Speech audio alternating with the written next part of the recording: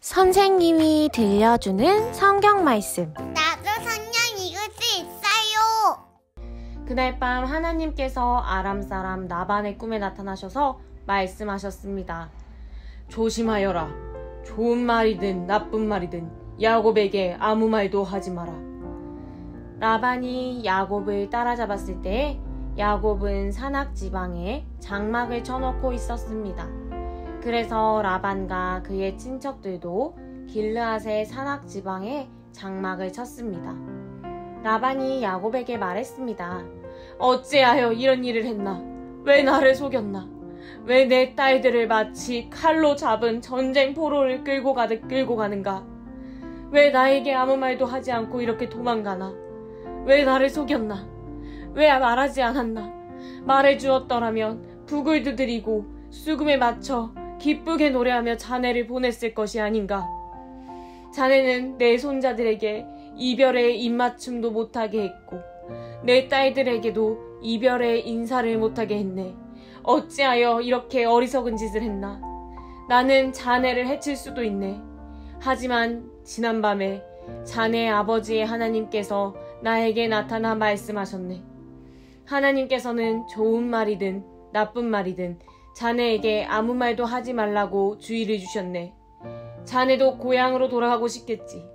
하지만 내 우상은 왜 훔쳐갔는가? 야곱이 라반에게 대답했습니다. 장인어른께서 강제로 장인어른의 딸들을 빼앗아 갈까봐 말씀도 드리지 못하고 떠나왔습니다.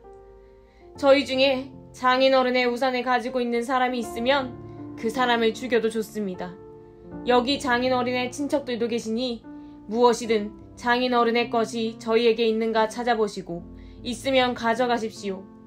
야곱은 라헬이 라반의 우상을 훔쳤다는 것을 모르고 있었습니다. 그래서 라반은 야곱의 장막과 레아의 장막을 뒤졌습니다. 그리고 두 여종의 장막도 뒤졌습니다.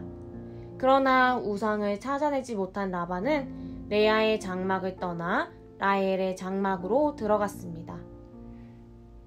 그때 라헬은 우상을 낙타의 안장 밑에 숨겨놓고 그 위에 앉아 있었습니다. 라반은 장막 안을 살샅이 뒤졌으나 우상을 발견하지 못했습니다. 라헬이 자기 아버지에게 말했습니다. 아버지, 제가 그냥 앉아있다고 해서 노여워하지 마세요. 지금 월경 중이라 일어날 수가 없어서 그래요. 라반은 라헬의 장막을 뒤졌지만 우상을 찾지 못했습니다. 야곱이 화를 내면서 라반에게 말했습니다. 제가 무슨 잘못을 했습니까? 제가 무슨 죄를 졌다고 이처럼 불같이 저를 쫓아오셨습니까? 제 물건을 다 뒤지셨는데 장인어른의 것이 있습니까? 만약 있다면 장인어른의 친척들과 제 친척들 앞에 내놓아 보십시오. 그래서 우리 두 사람 중에서 누가 옳은지 판단할 수 있게 해주십시오. 저는 장인어른을 위해 20년 동안 일했습니다. 그동안 어미 뱃속에서 죽은 채 나온 새끼 양이나 염소는 한 마리도 없었습니다. 그리고 저는 장인어른의 가축 중에서 순양 한 마리를 잡아먹은 적이 없습니다. 어쩌다가 양 한 마리가 들짐승들에게 잡아먹히기라도 하면 저는 그것을 장인어른께 그대로 가져가지 않고 제 양으로 대신 갚아드렸습니다. 장인어른께서는 낮이나 밤 동안에 없어진 가축이 있으면 저에게 그것을 갚게 하셨습니다. 낮에는 너무 뜨거워서 견딜 수가 없었고 밤에는 너무 추워 잠을 잘 수가 없었습니다. 저는 지난 20년 동안 장인어른을 위해서 종처럼 일했습니다. 처음 14년 동안은 장인어른의 두 딸을 얻으려고 일했고 6년 동안은 가축을 얻으려고 일했습니다. 그런데도 장인어른께서는 제 품삯을 10번이나 바꾸셨습니다. 하지만 제 아버지의 하나님께서는 저와 함께 계셨습니다. 그분은 아브라함의 하나님이시고 이삭의 하나님이십니다. 만약 하나님께서 저와 함께 계시지 않았다면 장인어른은 저에게 아무것도 주지 않고 맨손으로 돌려보냈을 것입니다. 하지만 하나님께서는 제가 겪은 고통과 제가 얼마나 열심히 일했는가를 아시고 지난 밤에 장인어른을 꾸짖으신 것입니다. 라반이 야곱에게 말했습니다. 이 딸들은 내 딸이요 이 아이들은 내 손자들이요. 가축들도 내 가축이네. 자네 앞에 있는 것이 다 내 것일세. 하지만 내가 지금 와서 내 딸들에게 무슨 일을 할 수 있으며 내 딸들이 낳은 아이들에게 무슨 일을 할 수 있겠는가. 자, 우리가 언약을 맺고 돌무더기를 쌓아 그것이 나와 자네 사이의 증거가 되도록 하세. 그래서 야곱은 돌 한 개를 가져와서 기둥으로 세웠습니다. 야곱이 자기 친척들에게 돌을 모으라고 말했습니다. 그들은 돌들을 주워와 무더기를 쌓았습니다. 그런 다음에 그들은 돌무더기 옆에 앉아 음식을 먹었습니다. 라반이 그곳의 이름을 자기 나라 말로 여갈사하두다라고 지었습니다.